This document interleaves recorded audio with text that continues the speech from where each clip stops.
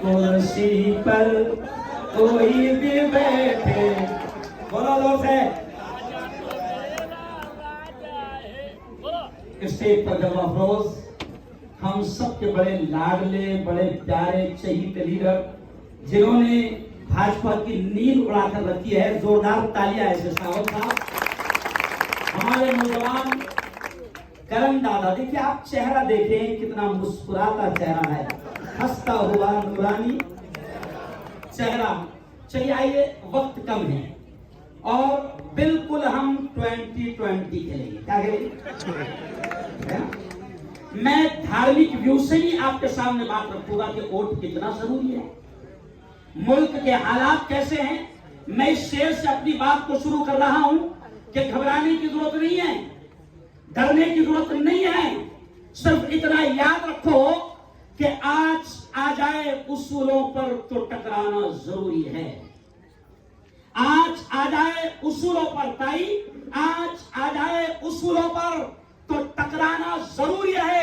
और खुदा ने जिंदगी दी है तो जिंदा नजर आना जरूरी है। ये देश हमारा है। राहत इंदौरी साहब ने एक बड़ा प्यारा शेर कहा था साहब।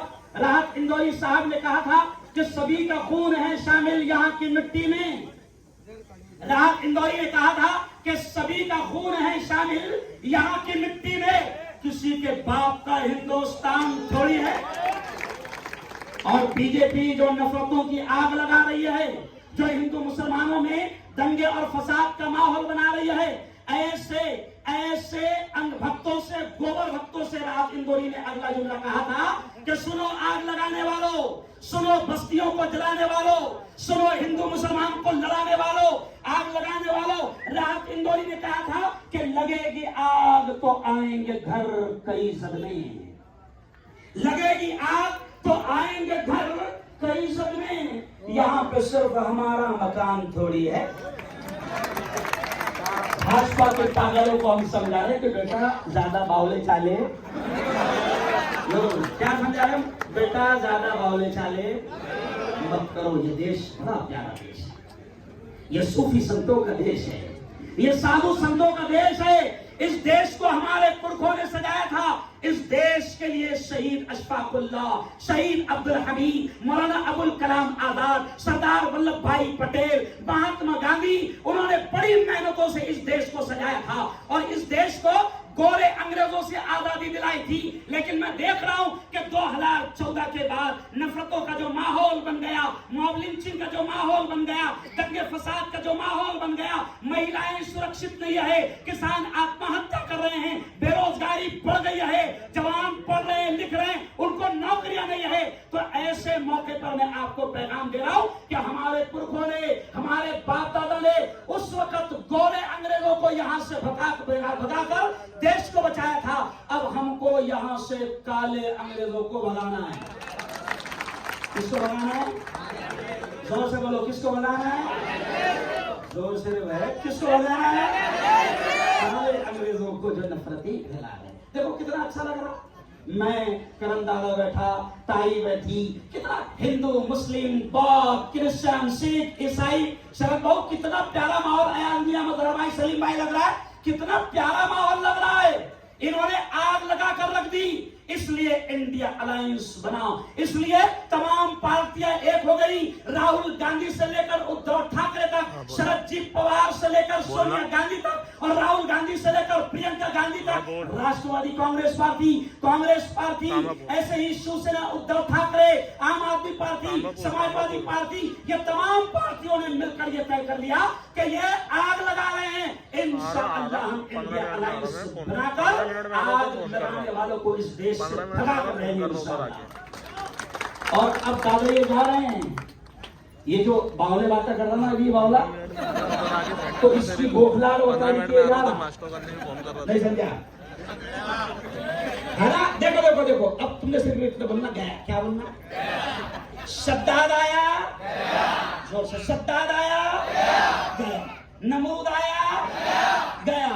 हामान आया, गया। कारून आया, गया। फिरौन आया, गया। ये भी आया। अरे अच्छे अच्छे चले गए रे भाई। अहंकार खुदा को पसंद नहीं है, घमंड खुदा को पसंद नहीं है। अरे बड़े बड़े चले गए, वो किसी ने कहा ना, कल जो तन के चलते थे अपने शान शौकत पर, शम्म तक नहीं जलती आज उनकी तुरबत पर। अब न वो हलाकू है और न उसके साथी है, जंग जू को रस है और न उसके हाथी है। कर गुनाह से तौबा आखिरत संभल जाए, आखिरत संभल जाए। दम का क्या भरोसा है, जान कब निकल जाए, जान कब निकल जाए। मुट्ठी बांध के आने वाले हाथ पसारे जाएगा। तू कहता झोला लेके जाऊंगा, झोला भी लेकर जाने नहीं देंगे। बता, झोला भी चेक करेंगे कितने ले जाता। जो ललित मोदी गया, मेहुल चोकसी गया और इंशाअल्लाह ये भी। अरे बोलो 13 मई बीजेपी गई। सबसे बोलो 13 मई बीजेपी गई, 13 मई बीजेपी गई। और याद रखो, ये प्यार भरा माहौल ये खुदा चाहता है सावन साहब, ये रब चाहता है, क्योंकि हमारा सबका पैदा करने वाला। हम जब नमाज शुरू करते हैं सावन साहब तो हम कहते हैं अल्हम्दुलिल्लाह रब्बिल आलमीन। तमाम तारीफ उस अल्लाह के लिए है जो सबका पैदा करने वाला है, सबका रब है। सावन साहब का भी रब वही है, मुफ्ती हारून का भी रब वही है, करण दादा का भी रब वही है, लता ताई का भी रब वही है, और सारे इंसानों का पैदा करने वाला वही है। और वो चाहता है कि देश में नफरतें न बढ़े, वो चाहता है कि देश में दंगे फसाद न बढ़े, वो चाहता है कि देश में बेरोजगारी न बढ़े, वो चाहता है कि देश में मॉब लिंचिंग न बढ़े, वो चाहता है कि देश में बेटियों का रेप न बढ़े। इसलिए हमको 13 मई को अपने वोट का सही इस्तेमाल करना है, 13 मई को। और सुन लो एक बात, मैं एक मुफ्ती तुम्हारा धर्मगुरु यहां से फतवा दे रहा हूं। साहब हमारे यहाँ फतवा बड़ा डेंजर हो, फतवे से बहुत घबरा चलो। हाँ, बीजेपी वाले बहुत डरते हैं। तो सुनो तांबापुर वालों, जहां तक मेरी आवाज जा रही है, मैं तुमको तुम्हारा धर्मगुरु या फतवा दे रहा हूं कि 13 मई को अपने वोट का अधिकार इस्तेमाल करना ये आप पर हम पर फर्ज है, फर्ज है। कोई ये मत सोचना मेरे वोट से क्या हो रहा, बहुत हो रहा है भाई, एक से ही गिरता ना एक से ही आधा। तेरा एक वोट बहुत कीमती है। और एक जुमला सुन लो साहब, सावन साहब, हमारे प्रेषित मोहम्मद ने कहा है कि जुल्म को होता देखो तो हाथ से रोकने की ताकत है, हाथ से रोको।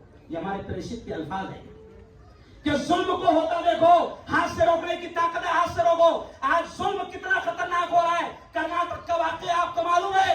कर्नाटक में 14 अप्रैल को नरेंद्र मोदी जिस उम्मीदवार का प्रचार करने के लिए गया था, वो कमबख्त, वो शैतान 2000 से ज्यादा महिला और हमारी बहनों का रेप करने वाला निकला। ये नरेंद्र मोदी और इसकी बीजेपी की पार्टी ये रेप करने वालों के साथ खड़े रहती है। याद होगा आपको कि 2002 में गुजरात में बिल्किस बानो का जब 11 दरिंदे रेप कर रहे थे, उस वक्त इनके सारे लोग थे। और ये बेशरम महिलाओं की इज्जत की बात करते, महिलाओं के सम्मान की बात करते। अरे इन्हीं बेगैरत और बेशरमों ने 15 अगस्त 2022 को वो 11 रेप करने वालों को आजाद कराया। तू है इन पर। आज ये मंगलसूत्र की बात करते हैं। अरे तू तेरा मंगलसूत्र तो पहुंचा वहां पर नहीं, हमारे मंगलसूत्र की ज्यादा फिक्र मत कर। और हमारा मंगलसूत्र इतना कमजोर नहीं है। 3 बार बोलेगा कबूल है ना। अच्छा एक खास बात, हमारी औरतों की फिक्र सता रही है। अरे तू तेरी औरत की फिक्र करना है, हमारे घर में झाकड़ा नहीं समझा। तो तेरी औरत की फिक्र का। याद रखो, ये क्यों कह रहा हूं, तुमको डराया जा रहा है, तुमको धमकाया जा रहा है। याद रखो इंशाअल्लाह अगर हमारी पार्टी जीत कर आती है, पूरे भारत में, पूरे हिंदुस्तान में, अगर राहुल गांधी से लेकर उद्धव ठाकरे के साथ सारे उम्मीदवार जीत कर आते तो इंशाअल्लाह किसी की मां ने दूध नहीं पिलाई कि वो यूसी से लेकर आए। कोई कुछ नहीं बिगाड़ेगा, है ना। और अपन तो इतने वफादार है कि हमको कोई नहीं निकालने वाला। हम मरते भी तो यहीं से दफन हो जाते, इधर उधर जाते नहीं, कोई हमको निकालने नहीं वाला। इंशाअल्लाह आपको घबराने की जरूरत नहीं। बस दो बातें समझाकर कि प्रेषित मोहम्मद ने साहब जुमला कहा है कि जुल्म होता देखो तो हाथ से रोकने की ताकत है, हाथ से रोको। तो अभी अपनों को तो हाथ भी इस्तेमाल नहीं करना है, सिर्फ उंगलियां करना है। क्या करना है साहब? मैंने जुम्मा के प्रवचन में मुसलमानों को समझाया, करम भाऊ, मतलब एक दूसरे को कैसे उंगलियां करते हैं। अरे करते ना मेरे, क्या करते संभाले, एक दूसरे को कैसे उंगलियां करते हैं। तो सुनो, उंगलियां करने का शौक 13 मई को पूरा निकाल लिया। उंगलियां करने का शौक 13 मई को पूरा निकालना और जालिम को ऐसी उंगली करना कि दोबारा ये देश पर सत्ता का उसको मौका भी नसीब कहो। दोस्त है इंशाअल्लाह, इंशाअल्लाह 13 तारीख को भूलना मत। और एक बात तुमको वर्गलाया जाएगा। अच्छा एक खास बात, इनके पास में कुछ नहीं है, ये क्या करेंगे, माहौल भी खराब करेंगे। तो साहब मैंने जुम्मा के प्रवचन में क्या समझाया कि रमजान में अपन ने रोजा रखे थे। हमारे नबी ने प्रेषित ने क्या सिखाया अपनों को कि रोजे में अगर कोई तुमसे बहस भी कर रहा लड़ रहा भी तो उसको क्या बोलो, मेरा रोजा है। लेकिन इसका मतलब ये नहीं कि 7 के बाद मिल दो। प्रेषित मोहम्मद ने क्या समझाया कि लड़ना नहीं। तो साहब मैंने जुम्मा के प्रवचन में मुसलमानों को समझाया कि 13 मई तक क्या ऐसा समझ लेना तुम्हारा रोजा है। नहीं समझा? ये तुमको उकसाएंगे, ये दंगे कराने की कोशिश करेंगे, ये फतरे फेंकेंगे और अपनी कौम का जरा बहुत जल्दी जोश में आ जाती, फतरे फेंकेंगे, दंगे फसाद का माहौल बनाएंगे, क्योंकि इनके डीएनए भी दंगे फसाद है। नहीं समझा?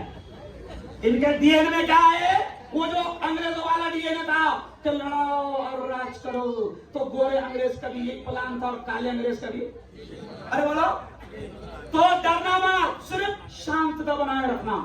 13 तारीख तक के किसी के बहकावे में नहीं आना। कोई फतरे भी फेंके तो पत्थर का जवाब पत्थर से नहीं देना। कुलभूषण भाऊ, सुनील भाऊ, हमारे धर्मगुरु मौलाना अरशद मदनी ने कहा कि आग को आग से नहीं बुझाया जाता है, आग को बुझाने के लिए मोहब्बत पानी की बारिश की जरूरत है। तो आपको अभी आग वो लगाएंगे, क्योंकि आग लगाना ही उनका काम है। वो 15-10 साल में उन्होंने जो कुछ किया कसम खुदा की उसका जिक्र ही नहीं कर रहे हो। अरे बोलना रे भाई, हम अच्छे दिन आएंगे, अरे दे दे हमको हमारे पुराने बुरे दिन। ये अच्छे दिन नहीं होना, वो 450 की गैस हंडी के बुरे दिन हमको दे दे। नहीं समझा?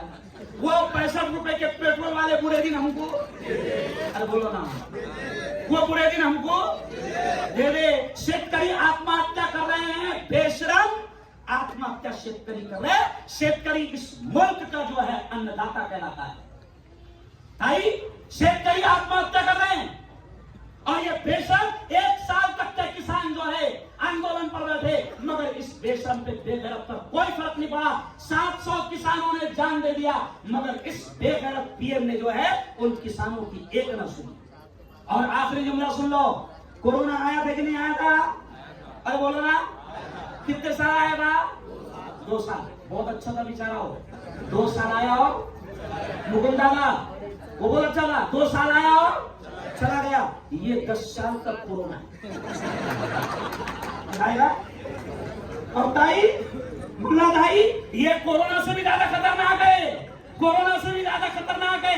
इसलिए मैंने नारा लगाया था उस दिन उस्मानिया पार्क में। क्या नारा लगाया था मैंने? केमिस्ट भवन में। समझे आप कि जैसे कोरोना को भगाया था, तो कोरोना वायरस को जैसे भगाने में आपने काम किया, वैसे ही मोदी वायरस को भी भगाने के लिए काम।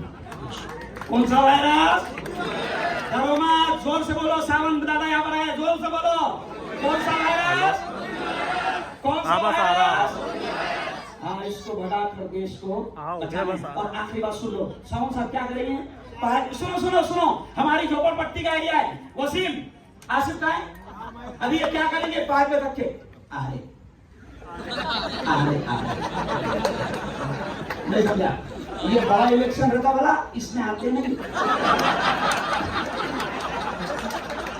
ये कौन सा इलेक्शन लगा? वो नगर पालिका का रहता, उसमें चारों तरफ से आते इसमें आते अरे बोलो नहीं, क्योंकि ये चाल क्या चलेंगे सर हमारे लोगों को रोकने के लिए? क्या करेंगे? सुनो सुनो सुनो, एक मिनट, 2-3, अच्छा आसिफ एक मिनट सुन, ये क्या करेंगे? 10 लोगों को लाकर भी ले लेंगे और फिर पूरी गली में हवा आ आने वाले है नहीं। ओ यारो आखिरी जुमला सुन लो, आखिरी जुमला सुन लो। देखो आपको इस देश को बचाना है, देश के संविधान को बचाना है। दादा ये क्या कर रहे हैं? सुनो मेरे यारों, डॉक्टर भीमराव साहब अंबेडकर, मौलाना अबुल कलाम आजाद, इन तमाम की टीम ने जो मिलकर इस देश का संविधान बनाया, यह संविधान हमारे देश की आन है, शान है, जान है, बान है। और हम इस देश के संविधान को किसी भी हाल में खत्म होने नहीं देंगे। अरे बोलो नहीं देंगे। ये क्या करे दादा? 400 हमारी सीटें ला कर दे दो तो हम संविधान बदलेंगे। अरे बेटा हम ते कुछ बदलने वाले अभी किसको बदलने वाले? हाँ, आज मेरी एक वीडियो आई, चलो रे ढोली, देखिए मेरी वीडियो, अंतिम संस्कार, यानी अब क्या हो रहा? अब की बार अंतिम संस्कार, अंतिम क्या रहा ना बीजेपी का, अब की बार अंतिम संस्कार होने वाला है। डोली जाने वाली है और नौरा आने वाला है। मनहूसों की डोली जाने, अरे बोलो ना, मनहूसों की डोली जाने वाले, खबीसों का सुपड़ा साफ होने वाला है। लेकिन आपके हाथ में, मैं जवानों से कह रहा हूँ, वसीम मियां, आसिफ मियां, जितने भी टीम है, सुनो, हर गली के 5-5, 10-10 जवान तय करो जो हमारे वोट निकालने का काम करें। दादा क्या होगा? अभी हम जोश में हैं, लेकिन वोट कुछ नहीं जाएगा तो कैसी क्या होगा? नहीं होगा ना काम, वोट को जाना पड़ेगा। और याद रखो, एक धर्मगुरु होने के नाते सख्त जुमला कह रहा हूं, मैं सख्त जुमला कह रहा हूं कि अगर तुमने 13 तारीख को वोट का इस्तेमाल नहीं किया और खुदा ना करे, खुदा ना करे, खुदा ना करे, अगर जालिम जीत कर आ गए तो फिर अल्लाह को बोलना भी मत कि अल्लाह जालिम जीत के आ गए, बहुत मार दे। अल्लाह बोलेगा तेरे को मौका दिया था, तूने वोट का इस्तेमाल नहीं किया। वोट का सही इस्तेमाल करना और बिकना मत। अभी यावल में शुरू में गया था, कल एरंडोल में गया था साहब, तो मैंने एक मिसाल दिया करन दादा कि हम बिकते कितने में? 500। अभी देखो मैं मुफ्ती हारून, मेरा वजन है 50 किलो। कितना है? 50 किलो। विष्णु बाबू, अब अगर मुफ्ती हारून 500 में बिक गया तो क्या किलो है? अरे सेमड़ी मेंढी का वो 700 रुपए किलो है।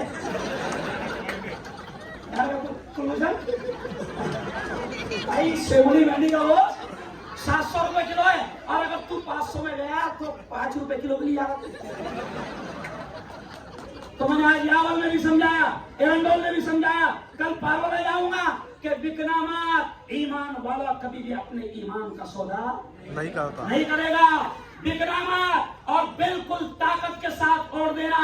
और उस दिन अपने तमाम भाइयों को, बहनों को निकालना जो घर में बूढ़ी औरतें हैं, बूढ़े मर्द है जिनसे चला नहीं जाता, उनके लिए फ्री में रिक्शा का इंतजाम करना और उनको वोटिंग के लिए पहुंचाना, क्योंकि हमारी वोटिंग होना जरूरी है। वोटिंग नहीं होगी तो ये भाषणबाजियों से काम नहीं चलेगा। उस दिन काम को नहीं गया चलेगा, लेकिन वोट पहले करना। क्या करना? वोट पहले करना, क्योंकि वोट जरूरी है ना। अच्छा एक बात, वोट खराब मत होने देना। मैंने आज भी सावन बाबू आपको मैसेज किया, करण बाबू, कि हमको जल्द से जल्द डेमो मशीन लाकर दे दो, क्योंकि हम अब गली में कल इंशाल्लाह आ जाएगी, हम गली गली जाकर हमारी औरतों को समझाएंगे। क्योंकि हम क्या करते हैं, वहां जाने के बाद में ऐसा नहीं करना है कि करण नहीं रखने वाला, कम से कम 3 सेकंड उस पर उंगली रखना। और हाँ, अब 3 सेकंड कम से कम उंगली रखना। अब अपनी औरतों को समझो 3 सेकंड नहीं समझ रहे, 5 सेकंड नहीं समझ रहे, तो उनको मैंने क्या समझाया? उंगली रखकर बोलना अल्हम्दुलिल्लाह रब्बिल आलमीन के साथ। अगर ज्यादा ही गुस्सा है तो कुर्बानी में कैसा करते हैं? बिस्मिल्लाह अल्लाह। अरे समझ में नहीं था क्या? बिस्मिल्लाह अल्लाह अकबर। और याद रखो, देखो खुदा के फैसले हैं। मैं एक दिन पहले उमेश और ये खड़े थे साहब, तो मैंने इनको बोला था कि करण का नंबर हमारे 1 नंबर है। बोला था देखो केपी प्राइड और दूसरे दिन मुझे इसके ग्रुप से फोन आया कि मुफ्ती साहब करम दादा को 1 नंबर मिल गया। तो जब अल्लाह ने मशीन में 1 नंबर का बटन दे दिया करण को, इसका मतलब अल्लाह भी चाहता है कि करण जोरदार तालियां बजाए। अच्छा, अगर 3-4 नंबर रहता था तो ढूंढना पड़ता था, भेद को समझाना पड़ता था। अभी कुछ मत समझाओ, भेद को इतना बोलना 1 नंबर का बटन बिंदास जाके 1 नंबर का बटन, अरे बोलो ये बिंदास जाकर 1 नंबर का बटन दबा लो। अब नारा लगाकर अपनी बात खत्म। आपको सिर्फ नारा लगाना है देश बचाओ। क्या नारा लगाना है? देश। बीजेपी भगाओ, बीजेपी भगाओ, बीजेपी भगाओ। अब नारा आपको लगाना है मशाल। क्या नारा लगाना है? जोर से आखिर तक के जितने बैठे तुम्हारी मां की कसम, आखिर तक के नारा लगाना है। मशाल को क्या बोलना है? सिर्फ अरे बोलो मशाल को क्या बोलना है? मेरा और मेरा और मेरे बाबा का और मेरी अम्मी का और मेरे दादा का और मेरी दादी का और मेरे चचा का और मेरी चच्ची का और मेरे खाला का और मेरे खालू का और मेरे मामू का और मेरे गुमानी का और मेरा और बस क्या चलेगी? अच्छा, औरत लोग मेरी बीवी का और जोर से बोलो मेरी बीवी का और बहुत अच्छी बात याद है। एक्चुअली मैं उसका बोलते बोलते ऐसा लग रहा था कि मैं भी घर छोड़ के भाग गया। तो टेंशन लेना ना, वोट का सही इस्तेमाल करना, और याद रखो किसी से आपको डरने की जरूरत नहीं है। एक बात सुन लो, अगर कोई आपको धमकी दे रहा होगा, ये सुन लो मेरे हाथ से। वो जब मैं इलेक्शन में खड़ा था, ये डायलॉग मैंने बोला था, याद है तुमको? अगर कोई हमारे कार्यकर्ता को खराश भी लगाए तो उसका अंजाम तुम खुद देखो। टेंशन लेने की जरूरत नहीं है। अपन भी मजबूत है, मशाल भी मजबूत है, और हमारा मसीहा उद्धव ठाकरे भी मजबूत है। और हमारे उद्धव ठाकरे ने क्या नारा लगाया मालूम आपको? ये कह रहे थे अब की बार 400 बार। तो हमारे उद्धव जी ने बड़ा प्यारा नारा लगाए कि बेटा 400 बार नहीं, अब की बार तू कड़ी बार, अब की बार तू कड़ी बार। एक तो उसमें ओरिजिनल कड़ी बार है, 2 जोड़ी में, एक तो क्या है करम दादा ओरिजिनल कड़ी बार है। लेकिन अब उन्होंने सत्ता हाथ में लेकर सारे मुजरिमों को गोद में बिठा लिया। हमारी सत्ता आएगी तो गुजरात से लेकर जितने भी जालिम हैं, जिन्होंने मुल्क की दिशा और दशा को खराब कर दिया है, जिन्होंने मुल्क में नफरतों का माहौल बना दिया है, हमारी सत्ता आएगी तो इनसे सबसे हिसाब लिया जाएगा इंशाअल्लाह। बहुत बहुत धन्यवाद, बहुत बहुत शुक्रिया। फिर आखिर में एक बार और जोर से नारा लगा दो, हमारा वोट, पूरा जोर से हमारा वोट, हमारा वोट। जय हिंद, जय महाराष्ट्र, जय महाविकास अघाड़ी। धन्यवाद, शुक्रिया।